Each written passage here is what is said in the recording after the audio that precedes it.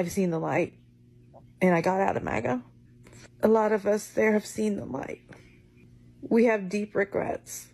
I feel guilty because I voted for Trump twice. I feel very guilty because I feel responsible. That's why he's still running. I used to be a MAGA Republican, and now I've turned blue. The Wall Street Journal yesterday spoke with Trump voters who just 1 month in say they are now horrified by what they helped cause when they voted for Trump. When we said safer borders, I thought he was thinking, let's stop the drugs from coming into the country. I didn't know he was going to start raiding places. She said she didn't believe he would actually follow through on some of the more hardline policies he touted during the campaign. The 49-year-old Omaha, Nebraska resident said, quote, now I'm like, dang, why didn't I just pick Kamala? Are Trump supporters regretting their vote? If you could say anything to President Trump now, what would you say? I expected better from you. I really did. I expected that you would do what was right and cut waste and fraud and all of those things that you promised us before we elected you in office, but you're not doing that. You're creating a disaster, and I don't know what America's going to look like if this continues. Did you ever think that your job would be impacted in a Trump administration? No, absolutely not. Jennifer Piggott was abruptly fired from her job at the Treasury Department's Bureau of Fiscal Service here in Parkersburg, West Virginia, along with 124 other probationary employees. She'd voted for Donald Trump and thought her government job would be safe.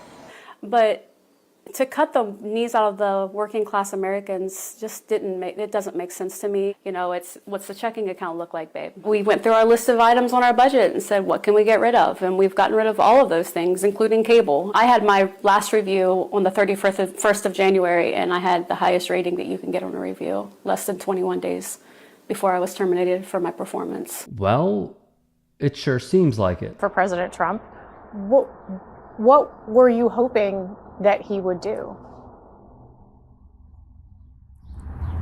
I was hoping he would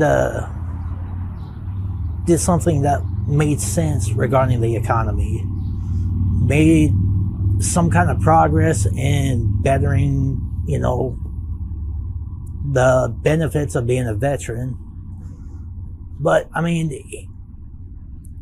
it just seemed like he actually cared about doing what was best for the country, but now it just feels like all about me, Donald Trump, not, you know, the guy out there working in the trenches trying to make ends meet, trying to pay your mortgage, trying to pay the bills. And the letdowns keep on happening. Over. Do you know anyone personally who voted for President Trump but depends on benefits like Medicaid? Oh yeah, I know a lot of people. Trump promised a lot of things. I thought it would be more family values and those programs that we really need here.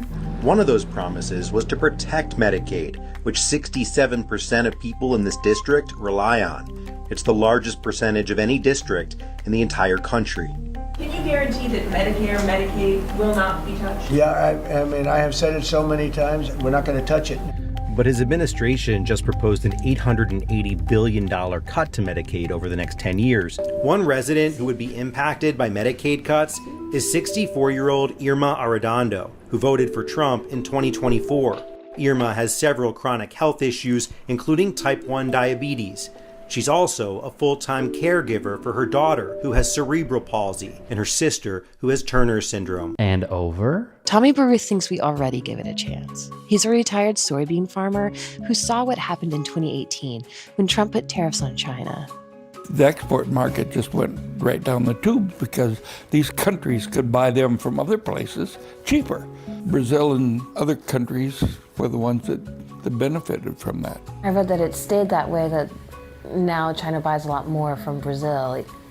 Exactly. And a lot of times those markets don't come back. And over. Dear Honorable Congressman Evans, although we haven't met and are separated by generations of lived experiences, I believe we share something in common, a hope for a better world for all. With that common thread, I am among the many of your constituents who implore you to look beyond the tribalism of party politics and to see the nobler responsibility to be a voice for all your constituents, to see a path beyond, and to be a voice for the common good, To only support the party line is a road to chaos. I'm deeply concerned about the welfare of the elderly and disabled who rely on Social Security, Medicare, and Medicaid, the children who depend on WIC and SNAP program assistance to be fed. Those people are your constituents. They are the people you are supposed to represent and assist. Musk is a multi-billionaire, and he should not have such power without real congressional approval. I want him to seize the control he was elected to exercise for the betterment of our nation. Don't let a billionaire take his power. And over again. All I can say, I was a dumbass, voted for Trump only because of my beliefs. People around me encouraged it. I can think for myself, yes. But I felt at the time that was the better choice. Now I'm looking at it with everything going on. It was the worst decision I ever made. I wanted not to vote. But people said you won't be able to have a say in anything if you don't vote. I totally regret this. It's pretty normal to hear so many supporters of the man they voted for say, well, I didn't vote for this, I didn't support this, or I didn't think it would affect me. Federal data shows last year vets made up 28% of the federal workforce. Vets like James Diaz. James is an Army veteran who served during the first Gulf War. He voted for President Trump 3 times. He was fired last month from his job as a fuel compliance officer with the IRS at one of their field offices in Illinois. His termination letter implied that his job performance was a factor, but Diaz disputes this claim, saying all his performance reviews were positive. You say you were treated like garbage. Walk us through what happened to you last month.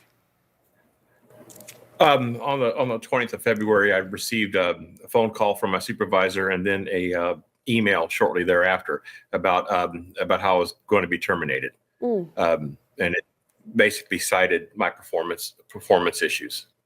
But you provided us with a performance review, and it said you were a good worker with a good knowledge of tax law. So why would they cite that as an issue?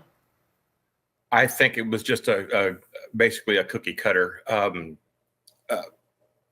email to send out. I don't think they thought it through very well at all. When it's deeply frustrating, because granted, we focus on this stuff, our audience focuses on this stuff network-wide. This audience specifically focuses on this stuff hyperactively. And the warning signs were there. And we tried